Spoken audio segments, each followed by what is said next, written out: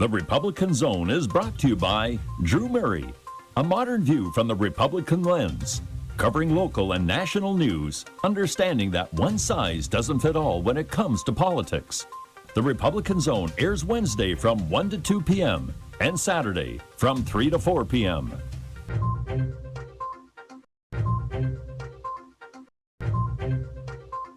Good afternoon. You're listening to USLA Media and the Republican Zone. I am the host, Drew Murray. I am here with my guest today, Chuck Peruto, Republican candidate for District Attorney of the City of Philadelphia. So, Chuck, thank you for coming on. Thanks for having me. No, absolutely. You came on a few weeks ago as well for the debate. Yes. You and Carlos Vega came. Our friend Larry Krasner did not. Right. He did not come. But I'm interested, and I was not able to watch it. He did actually. There's been a few events he hasn't shown up to. Actually, this was not the only one, so I shouldn't be offended. But he did show up to the Philadelphia Bar Association, and I wish I could have watched it. I couldn't watch it live, and I haven't had the opportunity. How did that go? Was it a debate? It was more of a forum, so you didn't really go back and forth. Naturally, I think I won. Of course. But there was an article written by Stu Bykowski who says I won. The headline said, Peruto, a clear winner. Great. So, and I read Stu's article, and one of the things that you actually answered the questions, right? Yeah. It wasn't really a debate because they cut your microphone off after you answered the question. So you couldn't respond to your opponent's statement. So it was, you were sort of handcuffed, and I was chomping at the bit. It was a forum. And sometimes candidates will do that. They'll say, I'm not doing a debate. I'm not going back and forth. The only way I will be on the show is if it's a forum. And so you're only asked questions. You ask those questions. There's not necessarily. He wasn't even going to show up for that. He was pressured by the Bar Association. He hasn't shown up for 7 of these things. Yeah, no, that's what I understand. A lot of neighborhood associations, that's kind of in my wheelhouse. I'm very involved in the Logan Square Neighborhood Association, and a lot of neighborhood associations get political. We don't, as an association, we're 501c3, but they'll have candidate debates, they'll have forums, they'll have things. I know at least one, and you might was it Society Hill or one he did not show up for. I was there. Okay, so it's frustrating that he does not show up. He's an incumbent, and in my opinion, it's an incumbent an incumbent who is as progressive as Larry claims to be. He's doing the right thing. I mean, Larry knows that if he comes on and debates me, I'm going to clean his clock. Mm-hmm. So he's ahead in the polls, and if I were him, I would hide under the bed or go wherever he's going. Well, I'm glad the Philadelphia Bar came out and kind of twisted his arm. They insisted the public has a right to know where the candidates stand as far as law enforcement is concerned. District attorney is a very important race, and it's an extremely important race to lawyers. You have to be a lawyer to be the DA, and to turn that down, it was very distasteful. Yeah, and it's interesting. It's an important race, and obviously you're in the general. You're getting through. You're on the ballot. He has a primary challenger, and it's interesting. What I'm seeing is, in my opinion, I mean, I'm very.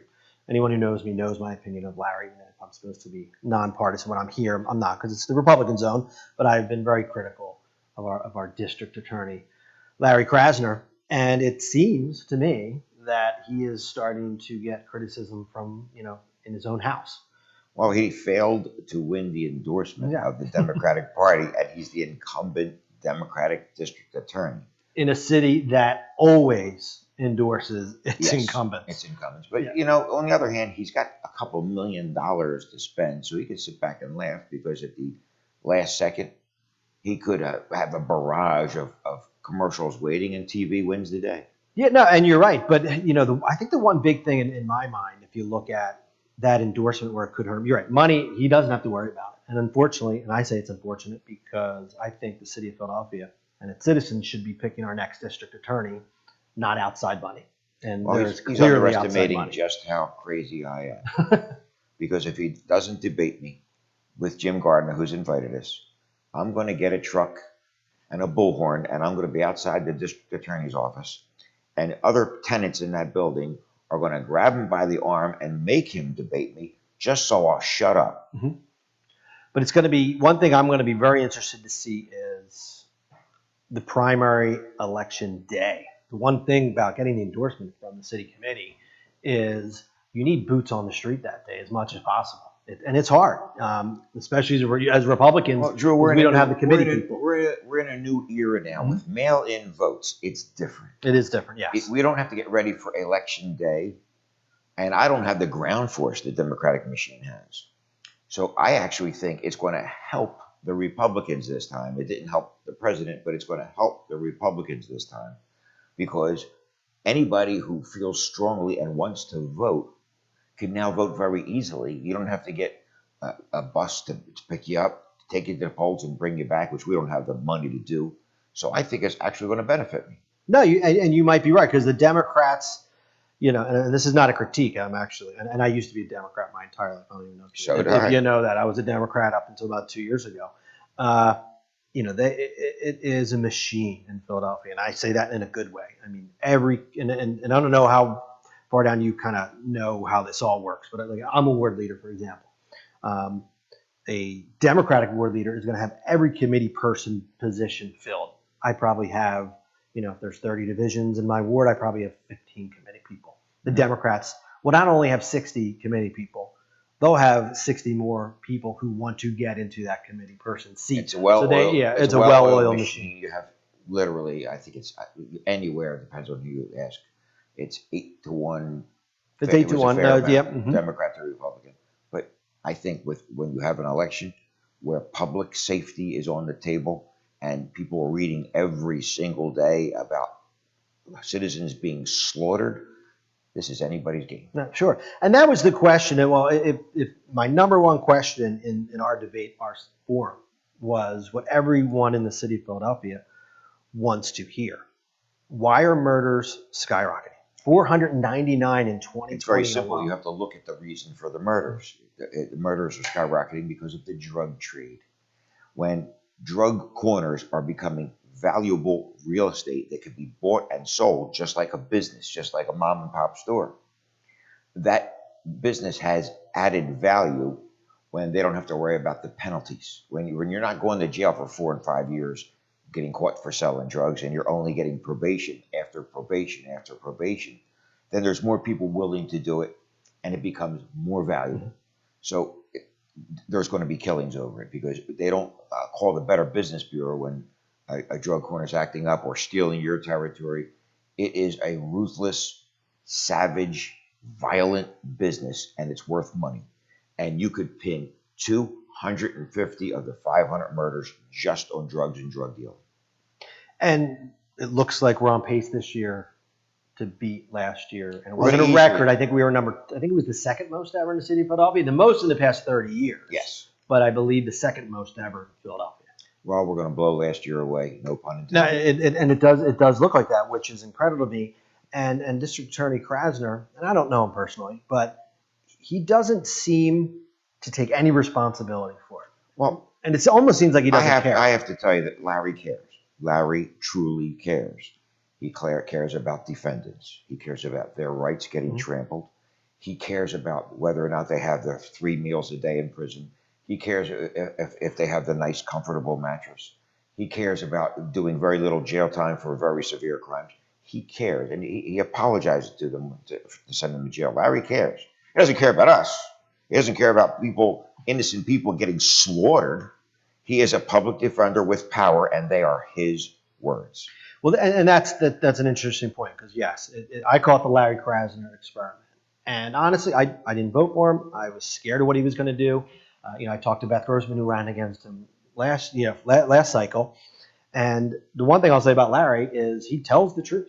He told us exactly what he was going to do 4 years ago. He started off the Bar Association debate by saying this election is about promises made and promises kept. My microphone was muted, and I wanted to say that's exactly what this election is about. Unfortunately, you kept your promises. You said you were going to empty the jails, and you did it. He absolutely did not. He didn't lie to us, and I will give him that. At least he was honest in what he was going to do if he became the DA. And it's going to lead me to a question to you. Larry said, and you already alluded to it. He said, "I'm a public defender with power." So so I'm going to ask you that question when we get back. We're going to take a quick 1-minute break, and I'm going to ask you the question. You can think about the question. It's going to be, you're a public defender. why should we have the Chuck Peruto experiment? So you're listening to Usula Media, the Republican Zone. I'm your host, Drew Murray. We'll be back in 1 minute.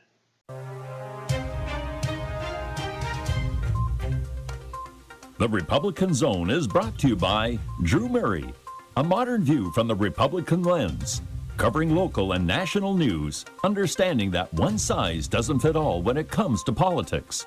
The Republican Zone airs Wednesday from 1 to 2 p.m. and Saturday from 3 to 4 p.m.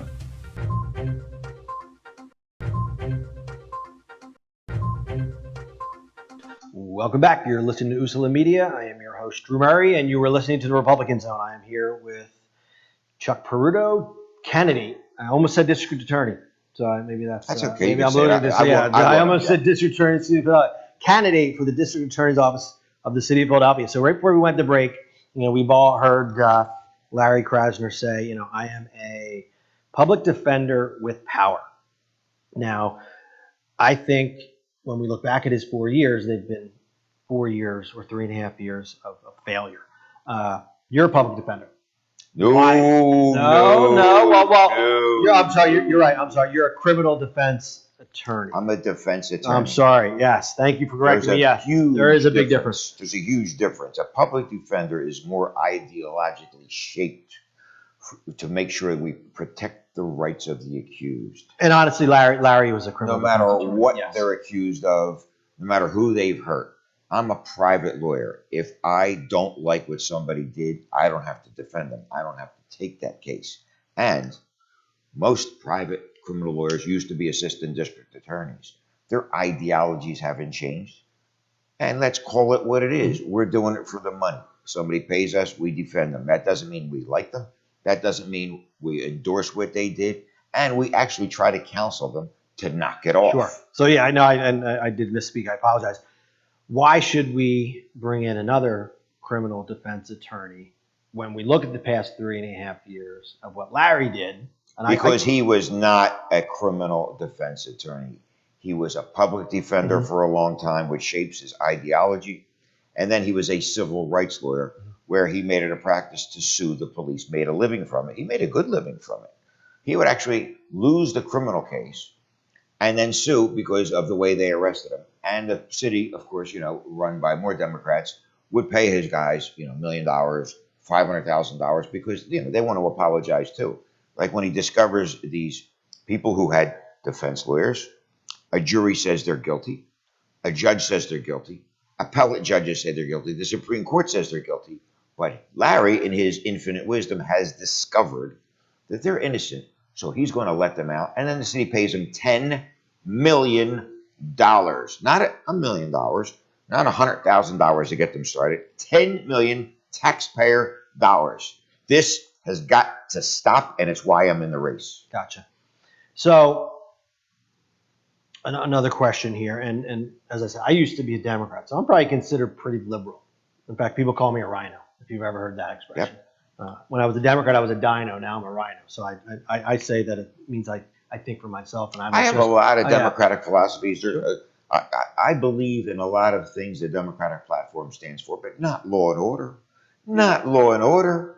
You got to be crazy. Now, what about, I believe in criminal justice reform. I do think we have problems in the system. Sure we do. But Larry Krasner has brought it to a new level. And one thing that I always wrestle with is bail. Because you look at, should someone be sitting in jail who is presumed innocent? Should that person sit in jail just because that person does not have the financial? The answer is yes and no. It depends. Sure. Are they a danger to the community? And you demonstrate that through their past. Is this his fifth arrest? And every time he gets out, he does it again. I don't care how much money he has. I don't want him getting out. So in that particular sense, bail reform is needed because you're either detained or not detained if we adopt the Jersey rules as promulgated. We need a system where public safety is number one. We don't want people sitting in jail because they can't afford it. Mm-hmm. But then again, we're not looking at protecting the rights of poor. We're looking at to protect the rights of poor criminals. There's a difference. We're not slapping them around because they're poor. We're slapping them around because they're poor criminals. That's difference. That's a difference. Now, when you go to the corner store and you steal a loaf of bread to feed your family, should that person have to put up $1? No, because they don't have $1. Sure. They don't have $1. So in some ways, reform is needed. But when you want to have a gun on our streets, no, I don't want you getting out at all. I want you to start doing your time. And that begs the from question. The second you made the bad decision to carry it. Should we just get rid of cash bail completely? It's either you're remanded or you're not remanded. Money does, and I'm asking, and I am not an attorney, but from an outsider, an amateur, I'll say. Just because I think maybe we should just get rid of it. Just because Larry Krasner is for eliminating cash bail doesn't mean I'm going to be against it. There are several issues where we're on the same page, and I do think we have to eliminate cash bail. The problem is human beings, i.e. politics, gets involved on the decision of who stays in and who gets out. And it's an imperfect system. There's not going to be a perfect system because we still have humans making those decisions. And that's why you have to have layers of appeals so that these things could be reviewed. Sure. Sometimes there isn't a perfect answer. And my gut says get rid of cash bail. But what that means, and when I say that, that doesn't mean I want everyone out. And I think people do think that. Well, if you eliminate cash bail, everyone is out. It's a misnomer. Yeah, people don't understand that does not mean everybody's being released. That means, regardless of how much money you have, you can't get out if you're detained. If you're a repeat rapist, there's no possibility. I mean, you look at the facts of the case, and you see the MO, modus operandi. It's very similar to a crime where he already served his 8 years for. And it's eerily similar. Yes, he is presumed to be innocent. And yes, he may be acquitted at trial. But he's going to sit his butt in jail until he gets that trial because I am the chief law enforcement officer of the county of Philadelphia. And I'm going to make those decisions. He's not getting out because it's public safety. Well, could you not have policy then? How do you take the human factor out of the human decision making? Couldn't you say, and again, I'm an amateur, I'm not an attorney. Couldn't you say if this is, if it's a rape, for example, you're not going anywhere no matter what. If it's first or second degree murder, you're not going anywhere no matter what. This is whether it's at what level it's done at, what you have or a repeat offender. If this is your third offense, guidelines that must be followed, but you have to have more guidelines. You have to have more ingredients. You have to look at each case on a case-by-case basis, and when you're the DA or the assigned assistant DA, and look at it. Is there a likelihood he's going to be acquitted? The likelihood he's going to be convicted? That's a factor. Because you don't want somebody sitting in jail when there's a likelihood he's going to be acquitted.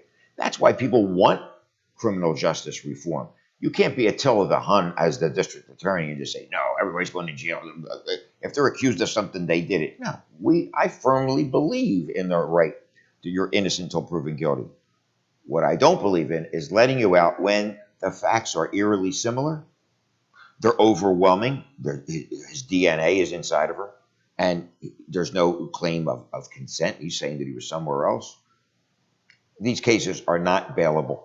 We have to protect these people who've been raped. We have to protect these people who've been shot, protect these people who've been kidnapped by rival drug dealers. I'm their voice. I speak for them. As a private lawyer, I spoke for the accused. Now I want to speak, and I'm asking for people to vote for me so I can be their lawyer.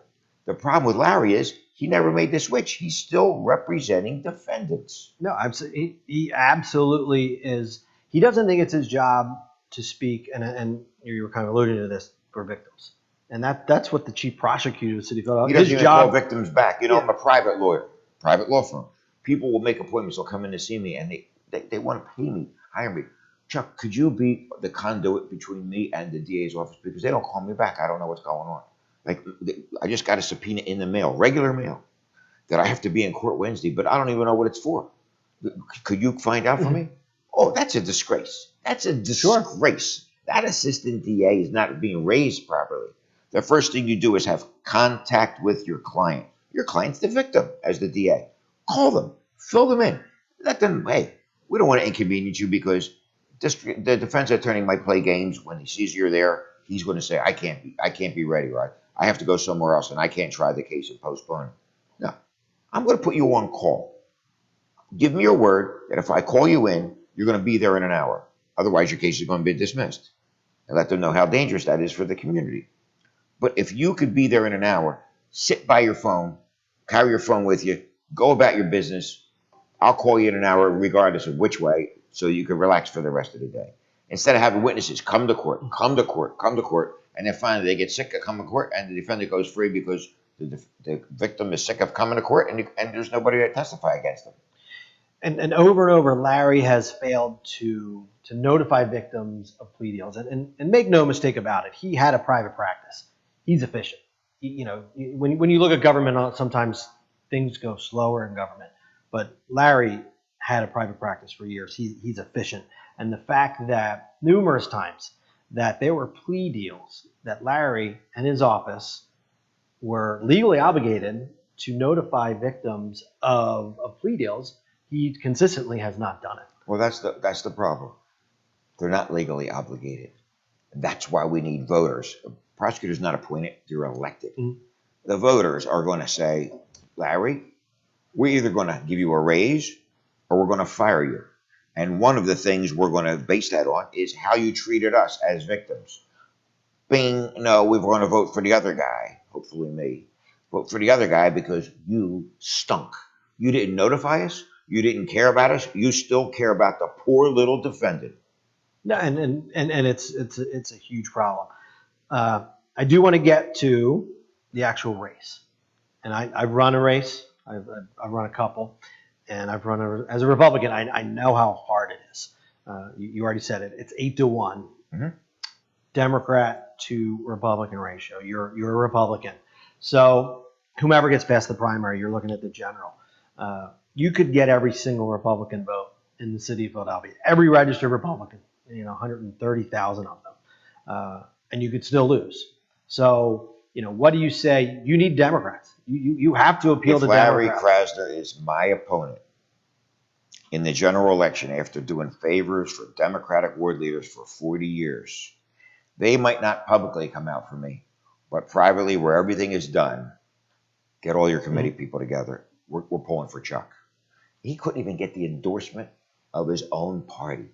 His own party did not give him endorsement. What's that tell you? That's voted on by the ward leaders. No, absolutely. Those ward leaders are going to come out strong for me. And I'm telling you right now, if Larry Krasner is the Democratic nominee, I'm going to be the next DA, hands down. I'm not in this to play games. I'm in this to win this, and I'm going to win it. And how are you going to appeal to those Democratic voters? Great. You need the ward leaders. You need those committee people. But what do you say to? You're not going to get the ultra progressive. Well, the first thing you're not going to get the Larry Krasner lovers. You're not I don't. You're not going to get a group like Reclaim to come endorse you. But how do you appeal to, honestly, in a way, someone like me who is I'm still a moderate. I say I left the Democratic. Well, I say the party left me. Mm-hmm. I didn't leave the Democratic Party. It wasn't the party that I registered for 25 years ago. To me, the Democratic Party is different, but there are still a lot of those people in the middle, whether it's middle right. My message is simple. Progressives might be good in some respects, but not when it comes to public safety. How do we know that? Look at the past 3.5 years. That's what you got. Do you want to get shot? Is it better to know where your son who's addicted to drugs, is it better to know that he's in custody or not know where he is? Not know if he's dead or alive, literally. We got to help drug-dependent people, and sometimes it's tough love. It's forced rehabilitation. Forced rehabilitation, it's not up to them to decide not to use drugs. It's going to be harder to get drugs in jail, not impossible, which is another failure of the Krasner administration in not using the grand jury to subpoena prison guards. Put them under oath. Who's bringing the drugs in? When you say, I don't know, and you know, and you're lying, then you're going to be in trouble. So it's going to be up to the guards to rat out those drug guards that are bringing them in and putting the innocent guards in danger. Because when these people smoke this PCP in the jail and they get these crazy muscles and they lose their mind, then the guards are in jail, in jeopardy. So we have to get to the bottom of that. And let me tell you, one of the biggest epidemics we have right now is drugs in the jail. And that is a systematic failure of Larry Krasner. All right. So we're going to take a quick break. You're listening to Usula Media and the Republican Zone. We'll be back in a minute.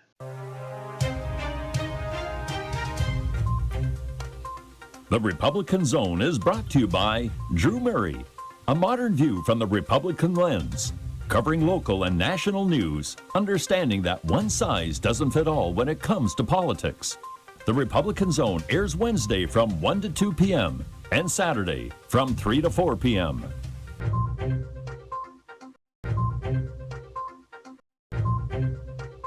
Welcome back. You're listening to Usula Media and the Republican Zone. I am Drew Murray, and I am here with candidate for district attorney, Chuck Peruto. So we're talking about prison guards. So why do you think Larry Krasner doesn't subpoena the security, the prison guards? He hasn't utilized the grand jury for what it's supposed to be used for. Grand jury puts people under oath in front of the grand jury. They put them under oath and they ask them questions. Those questions could be come back and used against them to put them in jail for perjury. And what you want to do is make sure that we're getting the innocent, law-abiding prison guards to literally rat. I'm going to call it what it is because Larry says, "Oh, you want to make him a rat?" Well, that's what you do. That's what a witness is. Okay, you're coming forth and you're giving testimony. So by its nature, yes, they're going to hurt other prison guards. Those prison guards should be hurt. They're endangering everyone. Number one, overdoses. What do you think? You have a doctor in a cell next to you?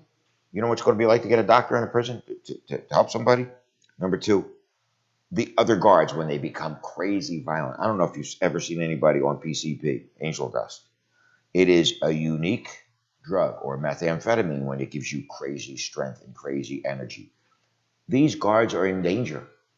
And you cannot have drugs getting into the jail. Now, you tell me, when people are searched and searched and searched to go in and visit a loved one, and the guards are not searched, how are the drugs getting into the jail?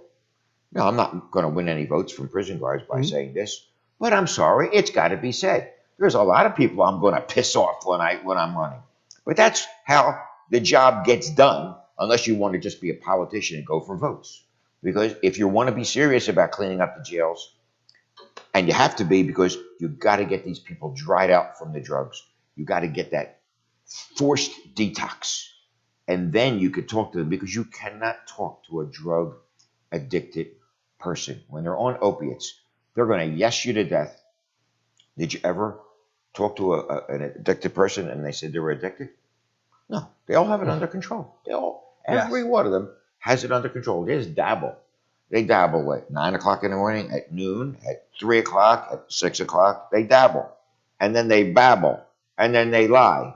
We have to force them to clean it up. Otherwise, it's going to be a turnstile, a vicious circle. Sure. Now, you mentioned not making any friends. And I think that's important, because I think the one group that Larry Krasner should be working with, and he's not, and in fact, they dislike him, is our police force, right. Is the FOP. Larry is almost made. Look, it's not like he's supposed to be buddy with them. And if a police officer does something wrong, he's there to prosecute them. But there is no relationship between Larry Krasner and the FOP and our police force. Where do you see your relationship with the Philadelphia police? Very clearly, as a district attorney. Very clearly, people and voters have to understand: if a cop shoots somebody wrongfully, without reason, just shoots them, clubs them, beats them, they're going to be prosecuted. They're not going to get a pass from me just because I'm pro-police. That's got to be made clear. And it is clear. But at the same time, there's got to be a partnership, a real partnership with my office and the police force.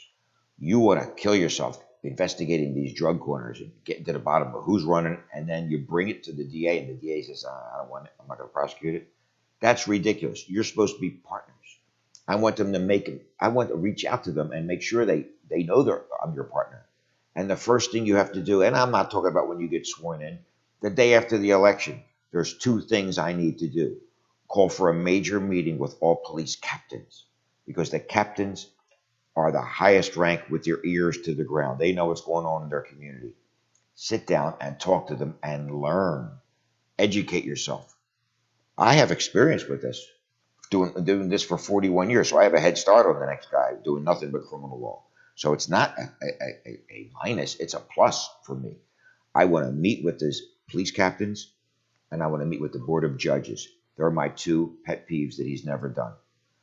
Board of judges, I want to ask them, you serious? You want to be part of this cleanup of the drugs, this violence, this death rate?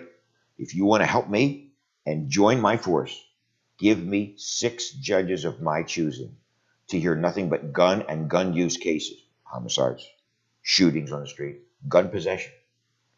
Trust me, defense lawyers are not going to be for this whatsoever. So to say I'm still a defense lawyer, let's put that on a shelf for a minute, because I get my 6 the first year.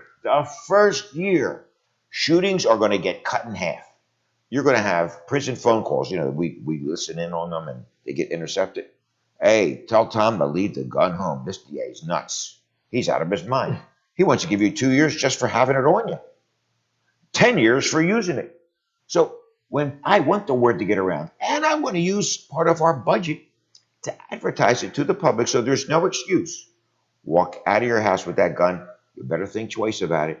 Because if you don't have the gun when you think you're in danger, then there's a lot less likelihood that somebody's going to get shot. And tough problems take tough measures, and I'm going to do that. So that's the first thing I want to do, is meet with the board of judges to get my 6. The second thing is to meet with the captains. And when I say second, I mean the day after, to meet with the captains to let them know they have a friend in the DA's office. It's a new day. The third day, I'm meeting with the feds. I want to meet with the current United States Attorney for the Eastern District and meet with them and have a spirit of cooperation. Not this banter on TV. You stink. No, you stink. No, you stink. No, you stink. What does that solve? 911 has told us law enforcement has to share information with the FBI and the DEA and the police force and the ATF. We got to share full information. We got to be partners, not enemies. And this, I just can't understand how we could have a district attorney who wants to give the finger to all law enforcement. No, we've all seen the video when he won. Everyone was chanting, "Bleep the police." Mhm. So, he's made it clearly to all of us that he wants no relationship with the police. And look, there's got to be a line. It's a horrible thing to wish on somebody, but when he comes out of his house and he gets jumped and he gets beaten within an inch of his life, who's he going to call? The Progressive Party or the police? It's a shame. I don't want that to happen to anybody, but might wake him up. Sure. No, and many of the people who want to defund the police are often the first people to call the police when they have an issue. And it's a problem. Now, it's interesting that you said you were going to talk to the feds. And I actually wasn't even, when you're preparing an interview, I kind of thought, I know what I want to talk about with Chuck as I'm going through. But you said something that jumped out at me. And this was definitely an issue when I was on the campaign trail. And this is definitely not a DA's decision. It's the mayor's decision. But what is your thought about sanctuary cities? And again, this is only one person makes this decision. It's not even council. It's the mayor. What is your thought on the fact that we are a sanctuary city? This mayor stinks. And when it comes to law enforcement, he doesn't know the first thing about it. I don't have a problem with the police leaving illegal aliens alone. We have too many other fish to fry. We have too many priorities. However, when an illegal alien under my watch commits one of the big 5, rape, robbery, murder, burglary, or arson, goodbye. After I'm done dealing with you, because you're going to serve your sentence first, then we're going to call ICE and we're going to deport you. Right now, a police officer could lose his job for calling ICE under the mayor's directive. That is obstruction of justice. And since I'm the chief law enforcement officer in the county, anybody who obstructs justice is going to be charged, and that includes the mayor. And it's interesting, and most people don't even understand what a sanctuary city means. I think most people believe that it means that, the city's just not going to go around and try to arrest people because they think they're an illegal alien. The only way the quote-unquote sanctuary city or process even begins, the FBI requesting for you to detain someone, is if that person is already arrested. Yes. They're already arrested. They're in jail, and no, you're innocent until proven guilty, whether you're here illegally or you're not, or if you're a citizen. But the bottom line is, you were arrested and you're put into the system. Basically, there's a red flag that goes up because there's a person in there, possibly just with the same name. So there are issues with our system, and human decisions, as you said before, are made. But when the detainer request is made, it's made because that person is in the custody of the police. So I'm going to be real liberal about this. I've had an epiphany. I'm going to be real liberal. Here's how liberal I'm going to get. I'm only going to request a detainer when you commit one of the big five, not when you steal from the corner store, not when you destroy some property. You're going to have to suck that up. I'm not approving of those things, but when you commit one of the big five, there is no reason on God's green earth why that person should not be detained and then deported when I'm done with you. Sure, and a lot of people say, and this is off topic, but people say, oh, you're for or against, or wherever you sit on sanctuary city. Well, if you're opposed to sanctuary cities, you're against immigration. I tell people all the time, I'm 100% for. I wouldn't be here if it weren't for immigration. Exactly. Yeah, you're an Italian American. I'm an Irish American. Well, I'm not going to hold it against you. Yeah, no, exactly. Yeah, well, I feel like we were kind of like the only difference between an Italian mom and an Irish mom. An Irish Catholic, you're Catholic as well, is Italian moms cook a little better. As much as I love my mother, God rest her soul, she was not the best cook in the world. So I went to the prep, and all my Italian South Philly buddies, I loved going to their house. Now you're making me jealous if you went to the prep. Yeah, I know. I didn't get in. You didn't get in. Well, I did better in law school than I did in high school. Well, that's what's most important, right? When you get to, they say you get to college, and if you don't do well in college, but you go to grad, it's always your last degree. That's what is most important. No one cares that you didn't go to the prep, except all of us who did go to the prep and who have the audacity to say they went to a high school called the prep.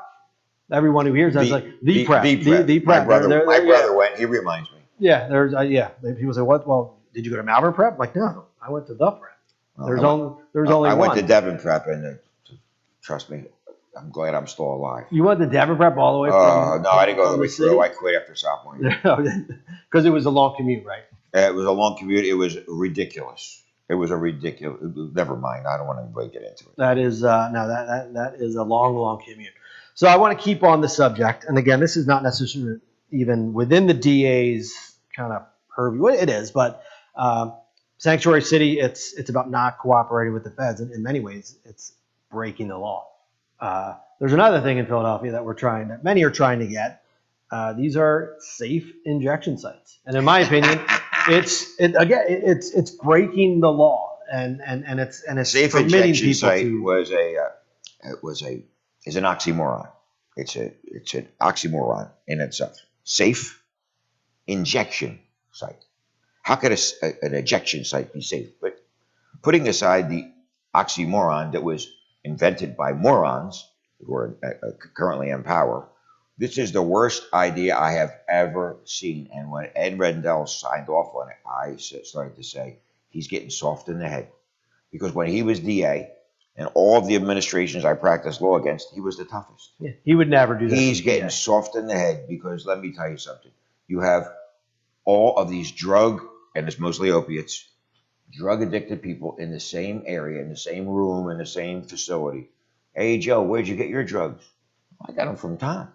Oh, how much? $4. Any good? I don't know. You try it. What?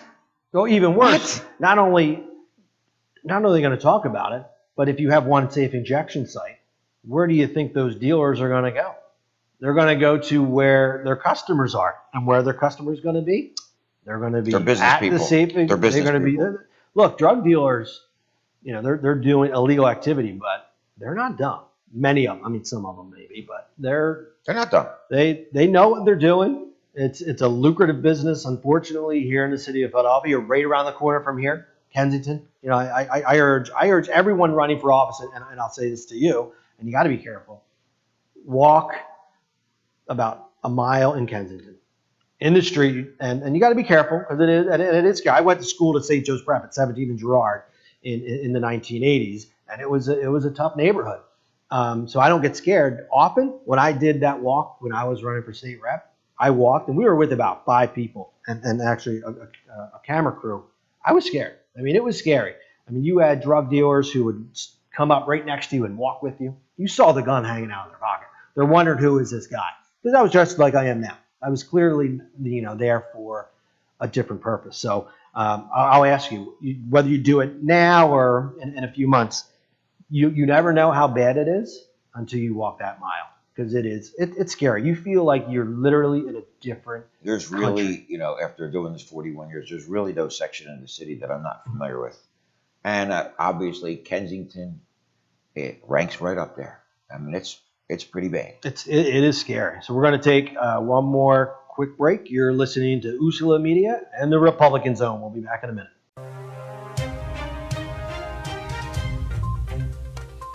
The Republican Zone is brought to you by Drew Murray, a modern view from the Republican lens, covering local and national news, understanding that one size doesn't fit all when it comes to politics.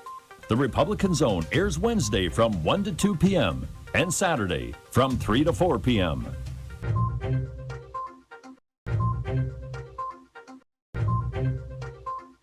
Welcome back. You're listening to Usula Media and the Republican Zone. I am here with District Attorney candidate Chuck Peruto, who is running under the Republican ticket. Unlike, so when did, I never asked you this. When did you are you like brand new to the party? Like I a am few brand months new. ago? I was a Democrat all my life, and I switched because of Larry Krasner. There's a couple of issues that the Republicans stand for that I've always been behind. Law and order is one of them. There are several issues that the Democrats stand for that I'm behind. That doesn't mean I can't vote for a Democrat when I'm a Republican, but I got to tell you, when it comes to law and order, I don't know how anybody, I don't know how Larry Krasner's wife could pull the lever for him as district attorney, because she's seen firsthand what he's done. And I just say that facetiously. I don't know who she's going to vote for, but honestly, when it comes to law and order, he has failed us, and that's the only issue with the DA's race. Nobody cares about my views on abortion. Nobody cares about my views on import taxes. It's about law and order. It's about bullets. It's about public safety. It's one issue. You're either in agreement with what happened in the last 3.5 years, or you realize he has dropped the ball. And I think we're underestimating him. I don't care if it's 8-1, 10-1, Democrat to Republican. I'm going to beat them badly. Sure. And what's interesting, that law and order is almost like the enemy now of the party, because that's the Democratic Party. That's not what it used to be. No. I mean, the FOP nationally, definitely locally, always endorses Democrats. It's because it's a union, and Democrats and unions are associated together. Although I think that's going to be changing. And the reason you're starting to see this switch. I was endorsed as state rep by the FOP. I think the reason you're seeing this is because it's not the same party, and maybe you'd still be a Democrat if it was for Larry Krasner. I wouldn't be. I switched 2 years ago, and I always tell people I didn't leave the Democratic Party. They left me. It is not the same Dwight party. Eisenhower once said something that's very, very true. There's the Republican Party, and a Democrat is anyone who's not a Republican. So it's not just one party. It's a mishmash of several different groups, and that's fine. The party of inclusion is a good thing. Not when it comes to law and order. I don't want to keep saying it. No, and that's an interesting thing too. One of the reasons the straw that broke the camel's back, and it was a big. I am actually very pro-life. Was when the Democratic Party said to me, "We don't want you if you're pro-life." And to me, it was important to me, but it was more like, if we don't agree with every single thing that is on the Democrat Party platform, then we don't want you. It isn't. They don't want people to think. They really just want you. This is what you have to believe. I don't believe everything on the Republican Party platform, and I that's a badge of honor in my opinion, because I think I'm an intelligent person. I'm a Jesuit trained person. I think for myself. The Democrat Party does not want you to think for yourself. They want this is what you have to believe. And there are friends of mine, very good friends of mine, who I look at different issues, And all of a sudden, they've changed their stance and their belief on an issue because the Democrats changed a stance or a That's very belief true. on an issue. That's very and, true. and these are smart people. And I'm like, but smart people doesn't mean you're a strong-willed person. It doesn't mean you can't be influenced. And that's why I left the party. It was because I'm pro-life, but it was more because I couldn't. They wouldn't allow me to think for I myself. think that might be the Democratic leadership, but most You're right. No, you're right. Democrats, I think, are independent thinkers, and I don't think they're going to think twice about booting Larry Krasner out. If Vega doesn't beat him, which he should, I'm going to beat him, and I'm going to hit him where it hurts, and that's demonstrating everything he's done has failed us. I don't have to be a superstar. I'm not a superstar. I don't have the answer to every problem we have, but I'm going to do a lot better than Larry Krasner. Sure. And it's tough, and it's really tough during a pandemic. I ran a race during a pandemic because one of the things you need is money. Money, money, money. How much money do you raise? How many endorsements do you have? And it's hard to raise money as a Republican anyway in the city of Philadelphia. But you're going against a person who is getting money. Big Larry time will money. raise- How do you fight against He'll raise, all that he'll money? raise a couple $1 million.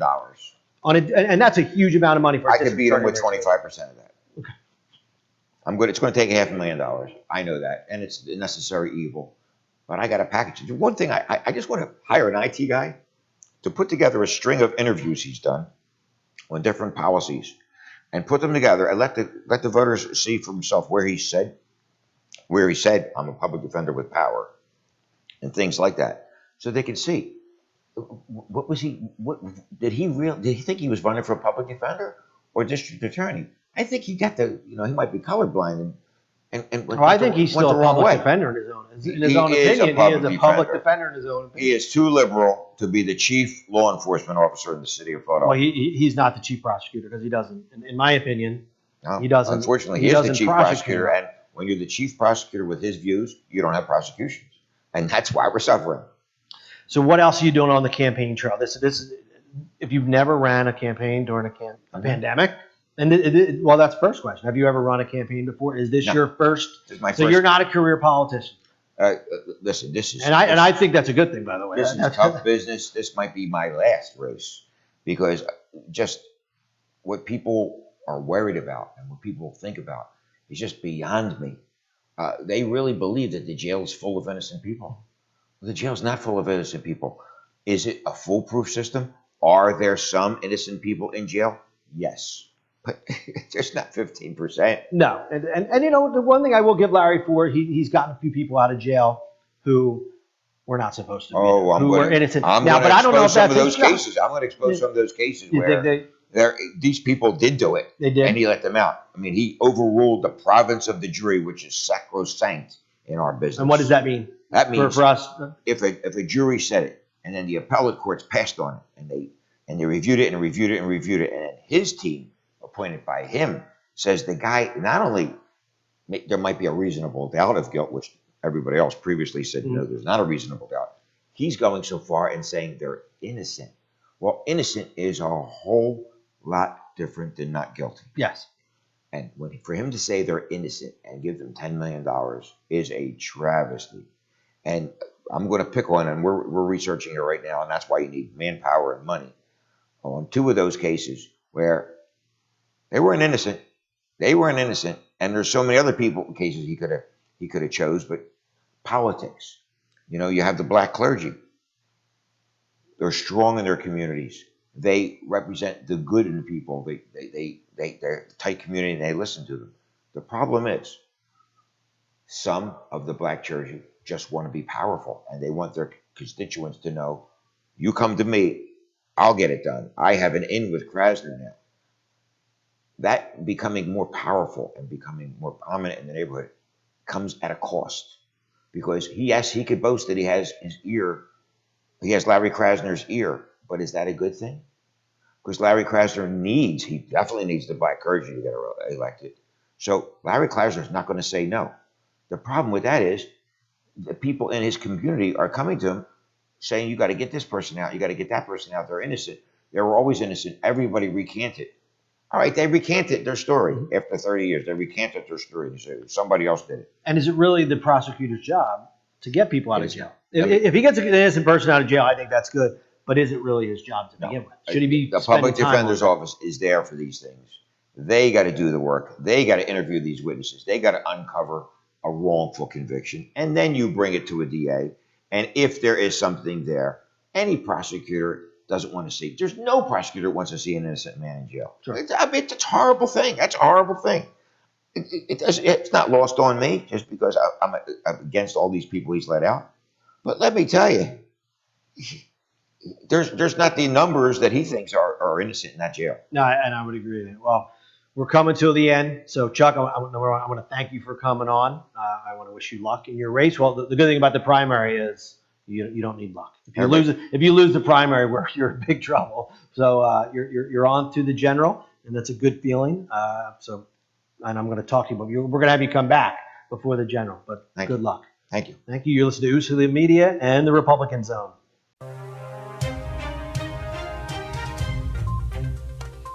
The Republican Zone is brought to you by Drew Murray, a modern view from the Republican lens, covering local and national news, understanding that one size doesn't fit all when it comes to politics. The Republican Zone airs Wednesday from 1 to 2 p.m. and Saturday from 3 to 4 p.m.